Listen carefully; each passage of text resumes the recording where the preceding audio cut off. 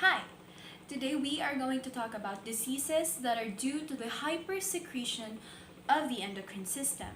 Now, our endocrine system is a network of organs and glands in which they use hormones to be able to control and coordinate the bodies. Now, what diseases entail the hypersecretion of these hormones? Cushing disease is an example. Now, what is Cushing disease? Cushing disease is a disease that occurs when the body makes too much cortisol. Now, cortisol is a hormone that is related to the stress response of the body. There have been questions about the differences between Cushing syndrome and Cushing disease. To put it simply, Cushing disease is a specific type of Cushing syndrome that is caused by a pituitary adenoma or a non-cancerous tumor found in the pituitary gland. And this would lead to high levels of production of adrenocorticotropic hormone, or also known as ACTH. Now, these high levels of ACTH would cause the two adrenal glands on top of each kidney to produce high levels of cortisol, which would then lead to a hormonal imbalance in the body. Who are more likely to get Cushing disease? Now again, Cushing disease is a pretty rare condition. It was said that aged 20 to 50 are more likely to get the disease. And it was also stated that 3 times as many women as men are susceptible to the disease. Now, in the diagnosis of this disease, series of tests are to be made before they can confirm if it is really Cushing's disease or the signs are due to the conditions of stress, depression, kidney failure, or alcoholism.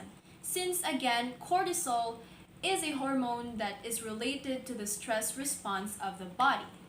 And then, the confirmation of the diagnosis would be done through a blood test called dexamethasone suppression or corticotropin releasing hormone stimulation test, or through the insertion of catheters alongside the pituitary gland and monitor the ACTH level during the test and see if the pituitary gland is the source of the high levels of production of ACTH. Now, what are the signs and symptoms of Cushing disease?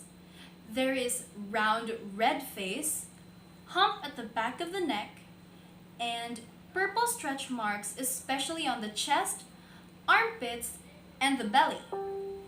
There is also skin changes such as acne, excessive hair growth, and easy bruising.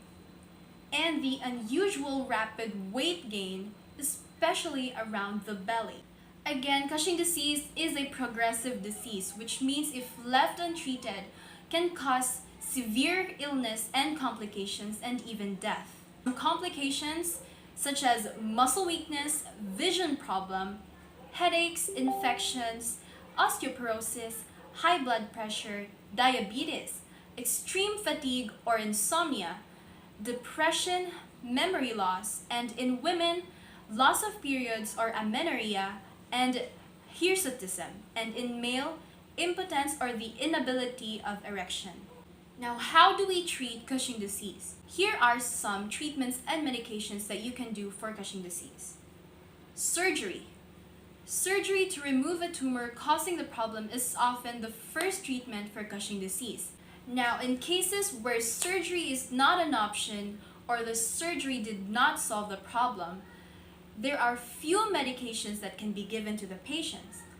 One is the central acting inhibitors of ACTH.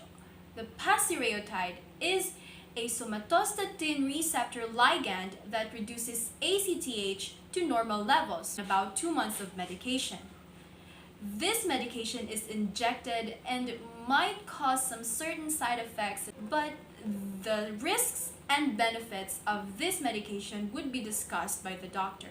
And lastly, there are cases in which they have an aggressive form of Cushing disease and the surgery and medication cannot help in treating the disease.